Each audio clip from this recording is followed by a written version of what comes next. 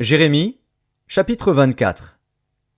L'Éternel me fit voir 2 paniers de figues posés devant le temple de l'Éternel après que Nebuchadnezzar, roi de Babylone, eut emmené de Jérusalem et conduit à Babylone Jéconia, fils de Joachim, roi de Juda, les chefs de Juda, les charpentiers et les serruriers.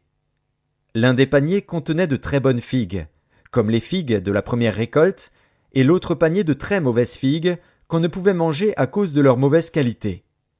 L'Éternel me dit, « Que vois-tu, Jérémie ?»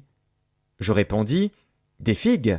Les bonnes figues sont très bonnes, et les mauvaises sont très mauvaises et ne peuvent être mangées à cause de leur mauvaise qualité. » La parole de l'Éternel me fut adressée en ces mots.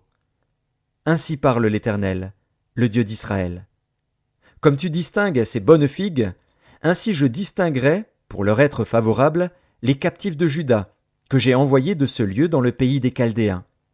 Je les regarderai d'un œil favorable, et je les ramènerai dans ce pays. Je les établirai et ne les détruirai plus. Je les planterai et ne les arracherai plus.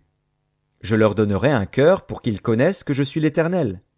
Ils seront mon peuple, et je serai leur Dieu, s'ils reviennent à moi de tout leur cœur.